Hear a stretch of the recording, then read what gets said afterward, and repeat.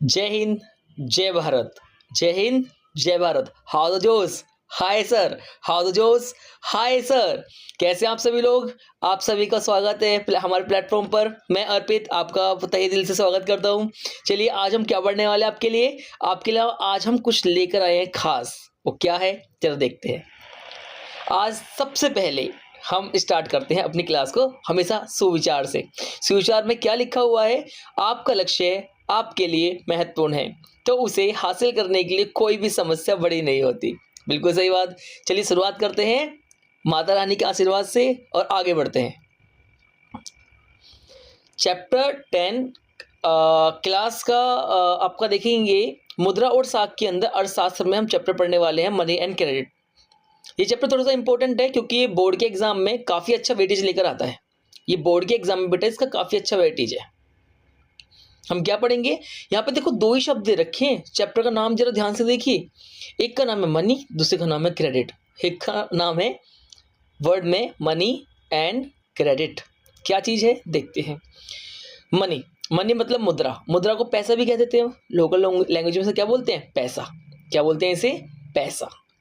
सुना है ना, क्यों पैसा पैसा करती है, पैसे में क्यों मरती है। देखो currency, currency is a form of money use in daily life consisting of coins and paper notes.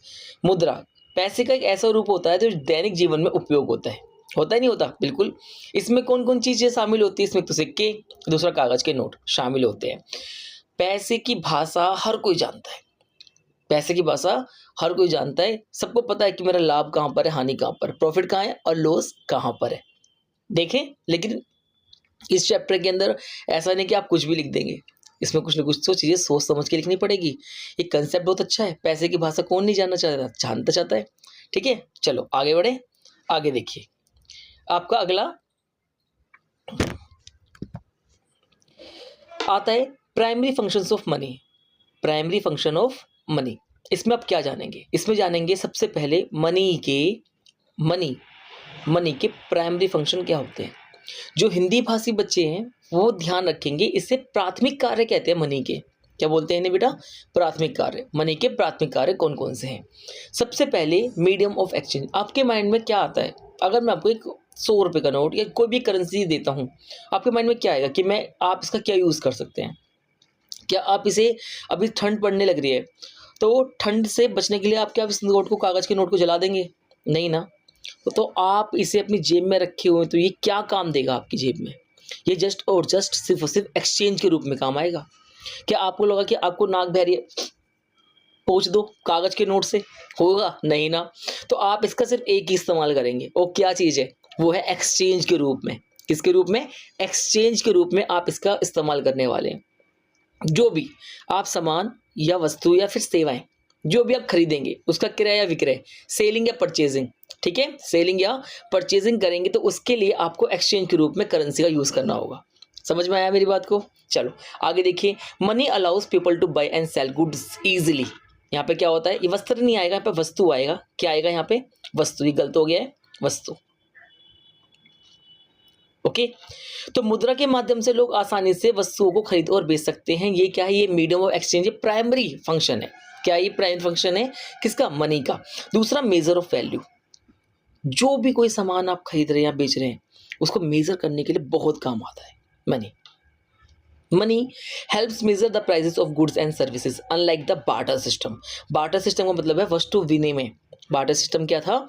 वस्तु विनिमय था। जैसे आप इस पिक्चर में देख सकते हैं, इसके अंदर एक भेड़ को एक तराजू में रखा गया, दूसरी तरफ अनाज की बोरियां रख दी गई और कहा गया कि दोनों का वेट बराबर है, क्यों ना एक्सचेंज कर ले। पुराने जमाने में, प्राचीन समय में, प्राचीन काल में क्या होता था? जब मुद्रा नहीं थी, तो जब मुद्रा नहीं थी तब बार्टर सिस्टम चलता था। हिंदी में इसे वस्तु विनिमय कहते हैं। क्या कहते हैं इसे? वस्तु विनिमय कहते हैं। ठीक है, तो मुद्रा के अभाव में, ठीक है, एब्सेंस ऑफ मनी या एब्सेंस ऑफ करेंसी, हम लोग क्या यूज करते थे? बार्टर सिस्टम को यूज करते थे। बार्टर सिस्टम में बहुत ज्यादा लिमिटेशंस थी। आविष्कार कैसे होता है बेटा? जब किसी चीज की आवश्यकता पड़ती है तब आविष्कार होता है। होता ही नहीं होता जी। आगे देखें, चलिए आगे आता है सेकेंडरी फंक्शंस क्या है मनी के। या फिर करेंसी के सेकेंडरी फंक्शंस कौन से होते हैं, मतलब इसको दूसरे रूप में कैसे यूज किया जाता है। पहले तो एक्सचेंज के रूप में यूज होगा, आपके पास पैसे तो आप क्या करोगे, आप इसको खरीद बेच सकते हैं, बदले सेवा या वस्तु के बदले में, वस्तु या सेवा के बदले में आप इसका मूल्य दे सकते हैं। दूसरा आता है आपका सेकेंडरी फंक्शन क्या है। पहला है वैल्यू ऑफ डेफर्ड पेमेंट्स, मतलब कि जो भविष्य में हमें भुगतान करना है उसको स्थगित किया जा सकता है। मतलब कि जैसे एक दूध वाला है, हमने उसकी सेवाएं यूज़ की, उसका प्रोडक्ट यूज़ किया, यूज़ करने के बाद हमने महीने के एंड में उसको पैसे दिए ना। ऐसे ही जैसे केबल टीवी लगे होता है, डिश टीवी, हम क्या करते हैं, हम पहले यूज़ करते हैं। आज के टाइम पे बहुत एडवांस हो चुका है, पहले आपको रिचार्ज करना पड़ेगा, उसके बाद में करता है। लेकिन जब हमारे टाइम पे पहले, जब मैं मतलब मेरा जब बचपन में था, आपने भी बहुत सारी जगह देखा होगा कि जो जैसे वो होता है ना, एंटीनास वगैरह लगे रहते थे उस टाइम पे।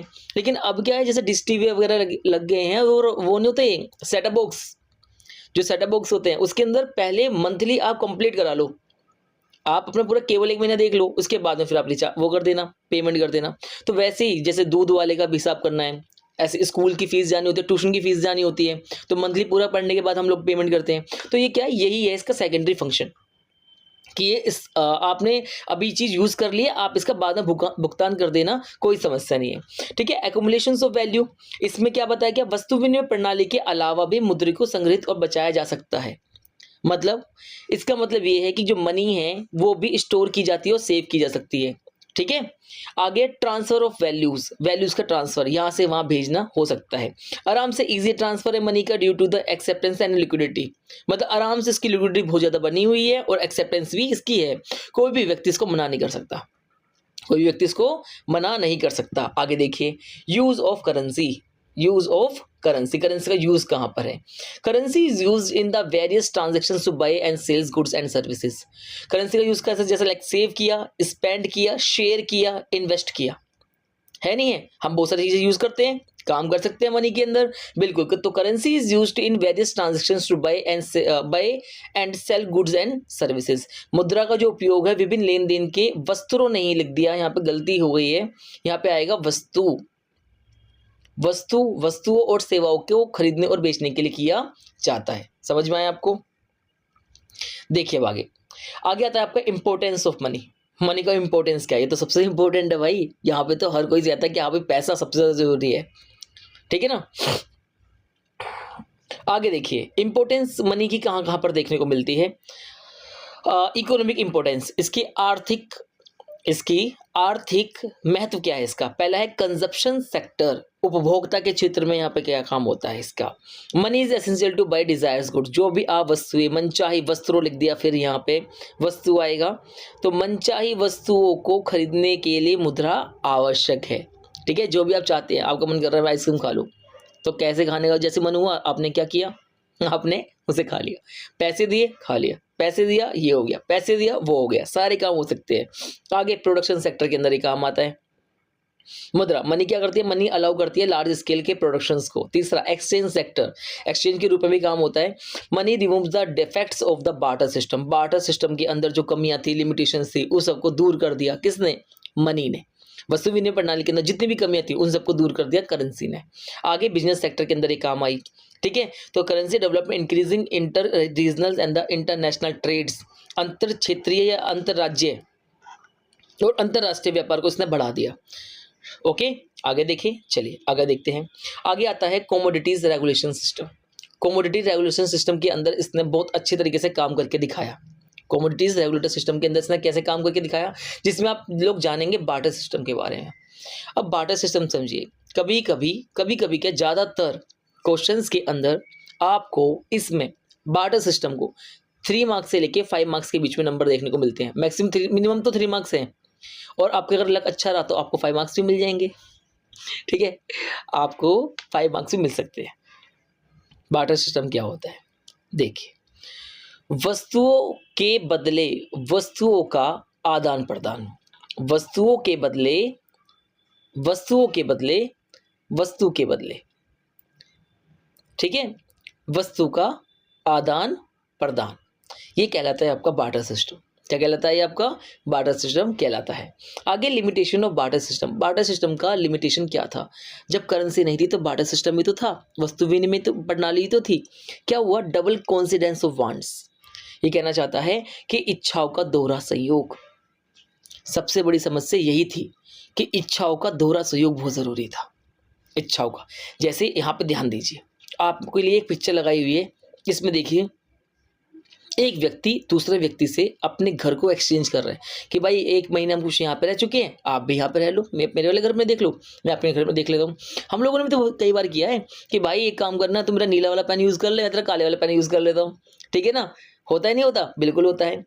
इसके बाद में क्या है, difficulties in accumulating and the storing values, समस्या पैदा हुई बार्टर सिस्टम के अंदर कि चलो ठीक है, वस्तु के बदले में वस्तु लेना है, भाई मैं उसका सामान यूज़ कर लूंगा, वो मेरा सामान यूज़ कर लेगा, समझे? मैं उसका सामान यूज़ कर लूंगा, वो मेरा सामान यूज़ कर लेगा, लेकिन कब तक? कब तक? और फिर चलो एक एग्जांपल लेते हैं, छोटी सी शॉर्ट स्टोरी सुनाता हूँ मैं आपको, छोटी सी शॉर्ट स्टोरी, देखते हैं इसमें क्या था। देखिए इसमें मान लीजिए एक का नाम है रामू, एक का नाम है श्यामू। चलो रामू और श्यामू ले लेते हैं। रामू और श्यामू दो दोस्त हैं मान लेते हैं। रामू जो है उसके पास कोई सामान है, जूते ले लें, जूते ले लेते हैं, जूते हैं उसके पास, इसके पास कपड़े हैं, इसके पास जूते हैं, इसके पास क्या है, कपड़े हैं। रामू को कहीं जाना होता था तो नए कपड़े लेकर और कुछ और भी सामान लेता, लाइक 2-3 जोड़ी जूते हैं, इसके बाद कोई दिक्कत नहीं है, तो इसने कपड़े लिए शामू से यूज़ करा और शामू के कपड़े इसने अपने जूते दे दिए इसे, किसे? श्यामू को। तो दोनों ने आपस में रजामंदी में, दोनों की सहमति होने पर, दोनों की इच्छाएं होने पर, डबल कॉन्सिडेंस होने पर ये लोग यहाँ पर बार्टर सिस्टम को सफल कर पाए, ठीक है? क्या कर पाए? बार्टर सिस्टम को सफल कर पाए। लेकिन ये रामू कब तक अपने पास इन ऐसे जूते के स्टोर्स रखेगा? कब तक? जगह चाहिए, बिल्कुल चाहिए। फिर यहाँ पे मेंटेनेंस लगेगा, बिल्कुल लगेगा। ध्यान रखरखाव रखना पड़ेगा, बिल्कुल रखना पड़ेगा। तो यहाँ पे क्या हुआ, डिफिकल्टीज आने लगी किसके अंदर? स्टोर करने के अंदर।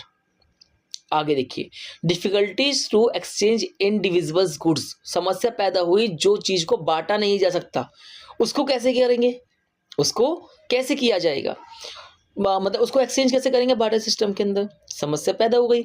आगे प्राइसिंग और एक्सचेंजिंग सर्विसेज की डिफिकल्टीज हो गई कि हम जो चीज़ बांट रहे हैं उसकी कीमत ज़्यादा या कम है या नहीं है? बिल्कुल। कोई व्यक्ति आया, मान लीजिए मेरे घर पे कोई व्यक्ति आया, उसने कहा जी आपके पास ये सामान है, मैं बदले में आपको ये दे दूंगा। तो मैंने सोचा कि भाई मेरा सामान तो ज़्यादा कीमत का हो सकता है, या मेरे सामान की ज़्यादा वैल्यूज़ है, उसके सामान की कम वैल्यूज़ है, मैं तो नहीं कर रहा एक्सचेंज। जैसे मान लीजिए साइकिल लेकर आया और मेरे पास स्कूटी थी, उसने बोला भाई मुझे दूर जाना है, एक काम करो भाई कुछ दिनों के लिए मुझे अपनी स्कूटी दे दो, अब आप मेरी साइकिल ले लो। मैंने कहा नहीं भाई साइकिल तो सस्ती है, तुम लेके गायब हो गए तो तुम्हें कहाँ ढूंढूंगा मैं। इसी वजह से ये सारी क्या है, ये सब लिमिटेशंस हैं किसके अंदर? बार्टर सिस्टम में। ये सब क्या है? लिमिटेशंस हैं बार्टर सिस्टम में। और जब लिमिटेशन हो जाती है, किसी चीज में कमी हो जाती है और जरूरत पड़ रही है, तो क्या होगा? वहां पर होगा आविष्कार। क्या होगा? वहां पे इन्वेंशन होगी। जिस चीज की समस्या फंसी, लिमिटेशंस आई, आविष्कार होना शुरू। मानव जाति यही तो काम करती है। जो भी नए नए आविष्कार आप देखने को मिलते हैं उसमें क्या, उसमें दिमाग आता है कि भाई हमें ये इंपॉर्टेंस चीज चाहिए, यहाँ पे इसकी इंपॉर्टेंस हो रही है, यहाँ पे कोई सोल्यूशन ढूंढना पड़ेगा, तो क्या करेंगे? आविष्कार करने लग जाएंगे, खोज कर देंगे। क्या कर देंगे? खोज करेंगे, आविष्कार करना स्टार्ट कर देंगे। खोज करेंगे या फिर आविष्कार करेंगे, दोनों में अलग वर्ड्स होते हैं। ओके, आगे देखें, चलिए आगे देखते हैं। Modern forms of currency, currency के मॉडर्न फॉर्म्स कौन कौन से देखने को मिले? जैसे अभी तक जब आपने देखा कि करेंसी के अलग अलग फॉर्म से जो मेन रूप से जो आपको सबसे ज्यादा प्रचलन में अपने आसपास रेगुलेटिंग में दिखने को मिलता है, वो मिलता है आपको नोट्स, ठीक है, और दूसरे क्या मिलते हैं आपको? कॉइन्स, नोट्स एंड कॉइन्स, ठीक है, कागज के नोट मिलते हैं आपको, और क्या देखने को मिलते हैं? सिक्के देखने को मिलते हैं। इसमें है क्या चीज? अब यहाँ पर आता है करेंसी को भी उन्होंने अलग अलग रूप दे दिया, इसकी भी क्या बना दिए? पार्ट्स बना दिए कि भाई तुम अलग अलग टाइप की करेंसी रख सकते हो, अलग प्रकार के। कैसे? इसके रूप देखिए, पेपर के नोट देखने को मिलते हैं, जी मिलते हैं। कॉइन्स मिलते हैं, जी मिलते हैं। डेबिट कार्ड, जिन बच्चों को नहीं पता हो जरा यहाँ पे देखिए, एटीएम कार्ड कहते हो, एटीएम कार्ड को डेबिट कार्ड कहा जाता है, ये रहा, ठीक है। क्रेडिट कार्ड्स, ये क्रेडिट कार्ड्स हैं, मतलब ये भी कार्ड की तरह ही है, इसका अलग यूज होता है, ठीक है। डेबिट कार्ड अलग होते हैं, क्रेडिट कार्ड अलग होते हैं। यूपीआई, ठीक है। आपका अगला नेट बैंकिंग, मोबाइल बैंकिंग, ये सब क्या है? ये सब आपके अलग अलग करेंसीज के फॉर्म है जिसके अंदर करेंसी एक्सेप्ट की जाती है। ओके, आगे देखिए इसकी विशेषताएं क्या क्या है। क्या इसके अंदर खास बात है, क्या इसके फीचर्स हैं? पहली चीज़, सिक्कों और कागज के नोटों के सहित पैसों के रूप में स्वीकार किया जाता है। ठीक है, तो इसमें क्या है कि एक्सेप्ट किया जाता है कॉइन्स और पेपर्स को, मनी को कॉइन्स या पेपर के रूप में यूज किया जाता है, इसको एक्सेप्ट किया जाता है। इशू बाय द गवर्नमेंट, किसके द्वारा इशू है? गवर्नमेंट के द्वारा इशू है। अब ऐसा नहीं है कि मैं अपने घर पे जाकर कुछ बना लूंगा, भाई ये ले एक कागज पर लिखा 100 रुपये, मैंने कहा देखो ये 100 रुपये का नोट हो गया, नहीं। इसको इशू करने का अधिकार किसके पास है? गवर्नमेंट के पास है। किसके पास है? गवर्नमेंट के पास इसकी अथॉरिटी है, मतलब मोनोपोली किसके पास है? गवर्नमेंट के पास है। ठीक है, और यूज किसके लिए किया जाएगा? एक्सचेंज के लिए ही यूज किया जाएगा, लेन देन के लिए ही यूज किया जाएगा, और किसी काम के लिए इसे यूज नहीं किया जाएगा। आगे देखिए, अब आता है करेंसी इन इंडिया, भारत में मुद्रा। भारत में मुद्रा मेरा फेवरेट है आरबीआई, मतलब क्यों मुझे पसंद है बहुत ज़्यादा है RBI, reserve bank of India. Reserve bank of India, भारतीय रिजर्व बैंक। इसमें देखिए एक शेर है, पीछे एक पेड़ है, बहुत प्यारा सा लोगो है, क्योंकि ये अच्छा लगता है। जिनको बहुत ज़्यादा नोट रखने की ज़रूरत, मतलब बहुत ज़्यादा नोट पसंद है ना, उनके लिए बहुत ज़्यादा अच्छा है। आगे देखिए, issue by the reserve bank of India, Bharat के द्वारा इंडिया की जो करेंसी है ना वो इशू की जाती है। अब इंडिया की करेंसी इशू की जाती है, जी हाँ करेंसी इशू की जाती है, लेकिन इसमें एक कहानी में ट्विस्ट है। कहानी में क्या ट्विस्ट है, जरा देखिए यहाँ पे क्या है। यहाँ पे है 1 रुपये का नोट, 1 रुपी नोट, एंड यहाँ पे क्या है? यहाँ पे है कॉइन्स। कॉइन्स के सारे 10 के सिक्के ही हैं, लेकिन जितने भी कॉइन्स होते हैं और जो 1 रुपये का नोट होता है, बेटा ये आरबीआई इशू नहीं करता। आरबीआई नोट्स, जो बड़े नोट्स होते हैं ना, 2 रुपये के, 5 रुपये के, 10 रुपये के, 20 के, 50 के, 100 के, 200 के, जो न्यू करेंसी में आए हैं, 200 के, 500 के और 2000 के नोट अब तो बंद कर चुके हैं। ठीक है, मतलब बंद नहीं हुए हैं, वो बैंकों में जमा हो चुके हैं। ये सारे जो नोट हैं, ये सारे नोट आरबीआई इशू करता है। तो आप एक बताएंगे, आपके मन में आएगा कि फिर सर आप एक बात तो बताइए कि जो 1 रुपये का नोट है, 1 रुपये का जो नोट है, उसे कौन इशू कर रहा है? क्या वो आरबीआई नहीं करता? नहीं, वो आरबीआई नहीं करता। और जो कॉइन्स है हमारी जेब में, 10 रुपये, 5 रुपये के सिक्के, ये कौन करता है? 1 रुपये का, 2 रुपये का सिक्का, ये कौन करता है? बेटा ये भी आरबीआई नहीं करता।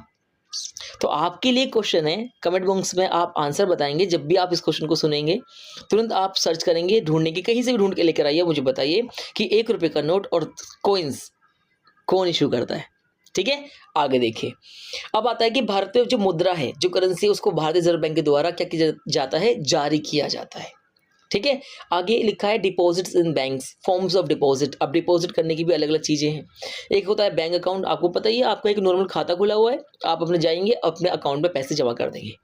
अगला आता है डिमांड डिपॉजिट। डिमांड डिपॉजिट में क्या है? Money that can be withdrawal on demand, ऐसा पैसा जो किसके ऊपर? डिमांड के ऊपर निकाला जाता है, उसे डिमांड डिपॉजिट कहते हैं। ठीक है, आगे बढ़े, आगे देखिए। अब आगे आता है आपका cheque facilities. Cheque facilities, cheque लिखा है, देखा है आप लोगों ने, आपने आप जानते भी होंगे, इसके अंदर आप सब लोगों ने देखा भी होगा। चेक फैसिलिटी में क्या है?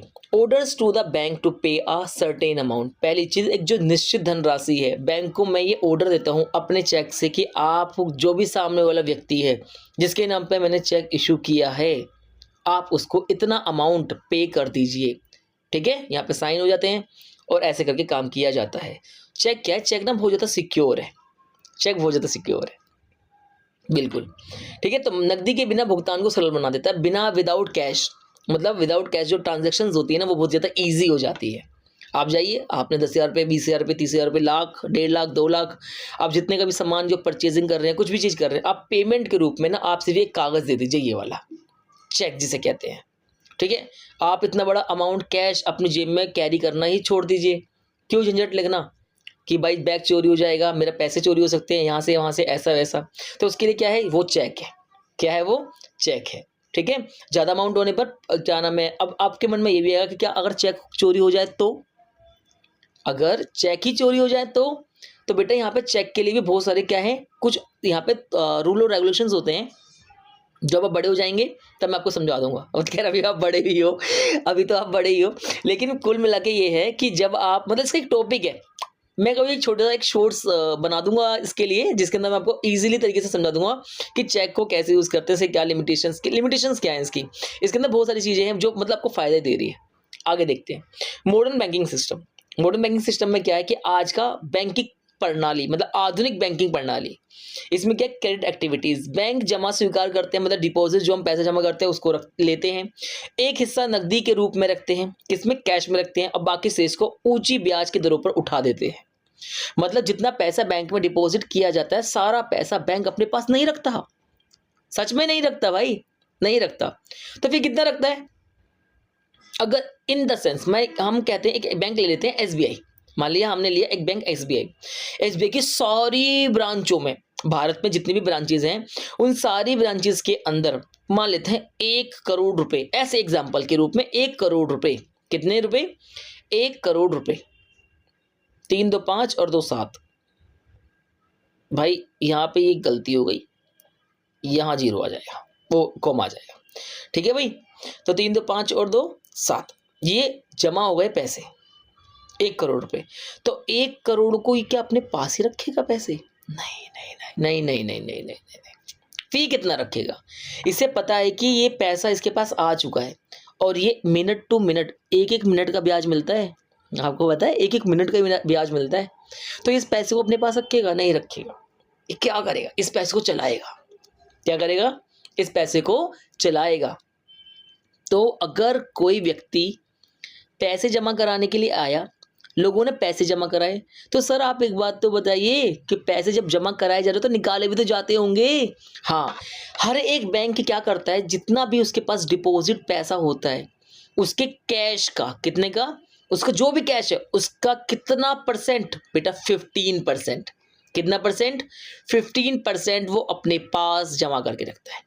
कितना परसेंट? 50% अपने पास जमा करके रखता है। समझ गए आप मेरी अच्छी तरह से बात को? बहुत बढ़िया। आगे देखें, आगे आता है क्रेडिट। क्रेडिट का मतलब क्या है? साख। इसका मतलब क्या है? साख। इसे रन भी कहते हैं, साख, या इसे कहा जाता है रन। रन ये क्या चीज कहती है?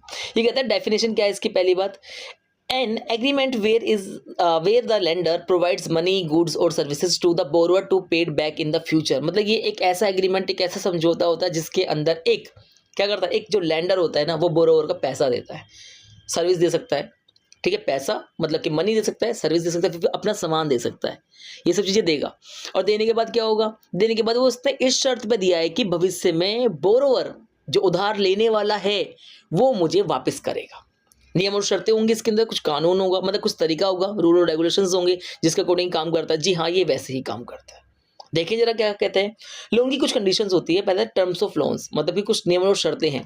पहला, इसका इंटरेस्ट रेट पता लगाया जाता है, बताया जाता है कि कितना इंटरेस्ट रेट रखा जा रहा है।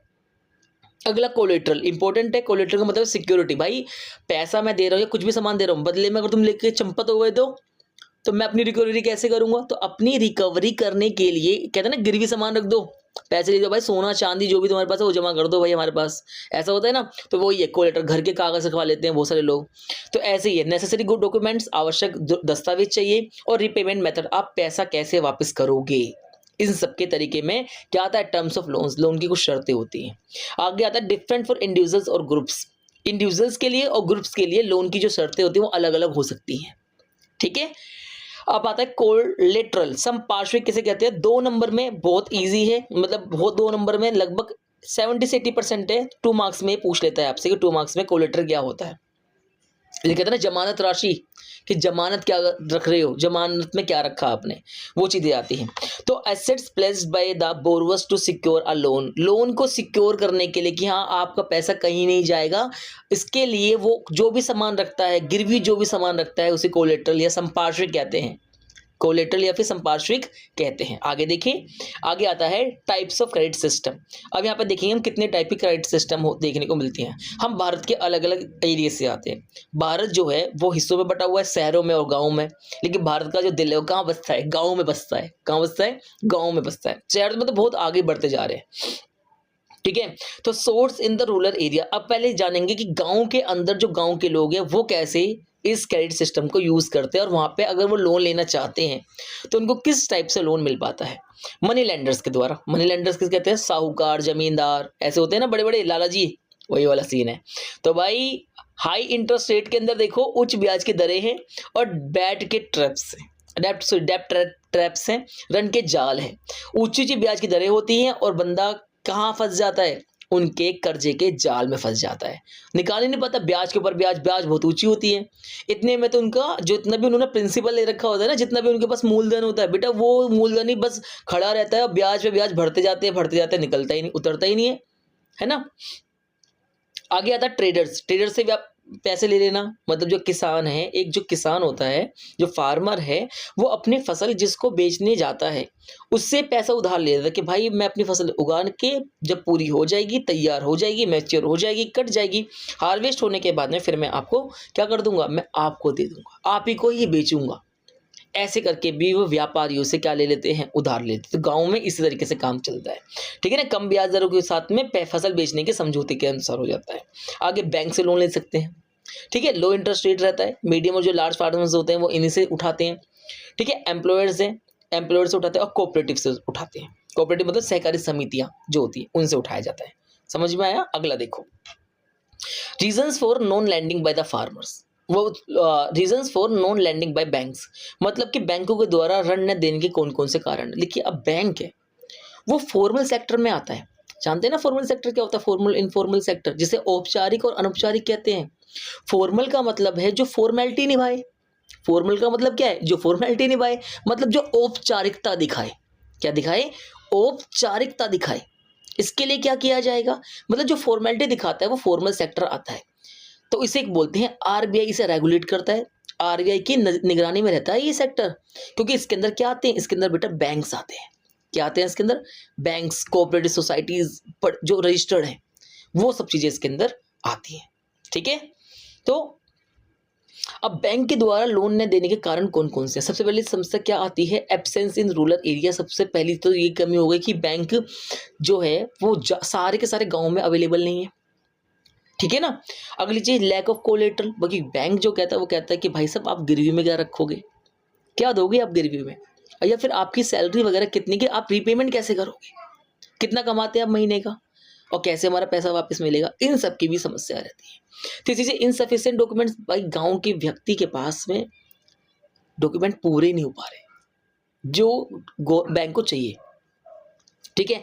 आगे, inability to meet loans terms. मान लीजिए अगर तीनों चीजें हो रही हैं तो वो किसी न किसी और कारण से वो क्या हो गया, वो बाहर हो गया, किसी और कारण से क्या हो गया, वो बाहर हो गया। तो इस वजह से भी क्या हुआ, उसे बैंक लोन नहीं दे पाती है। बैंक के अंदर लोन की जो इंटरेस्ट रेट है उसकी कमी तो है, उसकी कमी तो मतलब कि लो इंटरेस्ट रेट है, कम ब्याज की दर है। हर कोई चाहता है कि भाई बैंक से लोन मिल जाए, लेकिन बैंक तो अपना काम करेगा पूरा का, दस्तावेज जितने भी डॉक्यूमेंटेशन है वो सारी का फॉर्मेलिटीज को पूरी करेगा, बिकॉज आरबीआई की गाइडलाइंस है। उसको फॉलो नहीं करेगा तो बैंक क्या हो जाएगा, बैंक का लाइसेंस रद्द हो जाएगा। बैंक को लाइसेंस कौन दे रहा है, आरबीआई तो दे रहा है। अगर आरबीआई ने देखा कि गड़बड़ कर रहा है तो बैंक गया, इसलिए बैंक अपने आप को बचा के रखता है, ठीक है। आगे देखिए, चलिए आगे बढ़ते हैं। आगे आता है फॉर्मल और इनफॉर्मल सेक्टर्स। फॉर्मल और इनफॉर्मल सेक्टर, जैसा आपको अभी थोड़ी देर पहले बताया कि फॉर्मल सेक्टर्स ऐसे सेक्टर्स होते हैं जो फॉर्मेलिटीज पूरी करते हैं, जिसमें डॉक्यूमेंटेशन का होना, कोलेटरल का होना, ठीक है, इंटरेस्ट, लो इंटरेस्ट रेट का होना, और बहुत सारी चीजें यहाँ पे देखी जाती है, डॉक्यूमेंटेशन पूरा किया जाता है। तो बैंक्स और cooperatives regulated by the RBI. RBI reserve bank of India इसे रेगुलेट करती है। बैंक्स को, कोऑपरेटिव्स को ये देखती है, और इसके अंदर लो इंटरेस्ट रेट होता है। इनफॉर्मल सेक्टर्स ऐसे होते हैं जैसे मैंने अपने दोस्त से पैसे ले लिए कि भाई ला 10-20 हज़ार रुपये दे दे यार, मैं तुझे दे दूंगा 2 महीने के बाद या 1 महीने के बाद पैसे दे दूंगा। अपने रिश्तेदारों से उठा लिए, ठीक है ना, अपने किससे उठा लिए, रिश्तेदारों से उठा लिए। मनी लेंडर्स हो गया, हाई इंटरेस्ट रेट पर ये पैसा देते हैं, ठीक है, और यहाँ पे कोई भी जमानत देने की जरूरत नहीं पड़ती। बैंक के अंदर क्या होता है, जो कोऑपरेटिव बैंक्स होते हैं या फिर कोऑपरेटिव बैंक्स हैं या कोऑपरेटिव्स हैं या फिर बैंक्स हैं, क्या है, जो कोऑपरेटिव्स हैं या फिर जो बैंक हैं, वो भी यहाँ पे काम करते हैं। आगे देखो, आगे आता है self help group, SHG. SHG में क्या है, एसएचजी के अंदर कहा जाता है बेटा, इसका कंसेप्ट क्या है, जैसे आपने कमेटी देखी, कमेटी कुछ महिलाएं होती हैं। ये महिलाएं क्या कर रही होती हैं, ये महिलाएं एक साथ में कुछ पैसे जमा करती हैं डेली के, 15 रुपये, 20 रुपये, 25 रुपये, अपनी क्षमता के अनुसार, अपनी कैपेसिटी के अनुसार ये लोग अपने पैसे जमा करते हैं। इससे क्या होता है कि अमाउंट बढ़ जाता है, और अमाउंट बढ़ने से क्या होगा, इससे इन लोगों को बिना कोई हाई इंटरेस्ट रेट पर ये पैसा नहीं उठाते, ये बच जाते हैं। ये गाँव के अंदर बहुत ज़्यादा अच्छा है, ठीक है ना। तो समान पृष्ठभूमि वाले लोगों का एक जो समूह है वो एक साथ पैसे बचाते हैं। इसके फंक्शन क्या, देखिए बेटा 5 नंबर में आपके लग सकता है, 3 से 5 नंबर का ये कंसेप्ट है एसएचजी, जरूर करके जाना आप। ओके, बिना गिरवी के आपको क्या, विदाउट कोलेटरल के आपको क्या मिल जाता है, पैसा मिल जाता है। सेविंग पैसा हो जाता है। कलेक्टिविटी, आप धन एकत्रित कर पाते हैं। आगे मोबिलाइजिंग कर पाते हैं रूरल पीपल्स को, स्पेशली वुमेन्स के लिए। आगे प्रोवाइडिंग लो इंटरेस्ट रेट, कम ब्याज दर पर पैसा मिलता है। और यही बहुत सारे ऐसा मंच तैयार करके देता है कि उसे एसएचजी को, कि वो आराम से यहाँ पर अपनी जो भी सोशल वो हैं ईविल्स हैं, बुरी प्रथाएं, कथाएं, जो भी उस दिक्कत है उसके अंदर काम कर पाते हैं। पर्पस क्या है, ये मोटिवेट करते हैं सेल्फ एम्प्लॉयमेंट के लिए, महिलाओं को खासकर स्वयं रोजगार, अपना खुद का रोजगार खोलो। एक्सप्लॉयटेशन से प्रोटेक्ट करते हैं, ठीक है, और अपने आप को क्या करते हैं, एंश्योर करते हैं। ठीक है, चलिए आगे देखिए। ओह चलिए, तो आज की क्लास इतनी रखते हैं, बाकी आपसे मिलते हैं अगली क्लास में। मिलते हैं आपसे, शब्बा खैर, जय जय, टाटा, बाय बाय। और जल्दी आपके लिए दोबारा से एक चीज़ लेकर आते हैं जो आपके लिए बहुत अच्छी होगी, उसके लिए तैयार रहेंगे। Bye, thank you.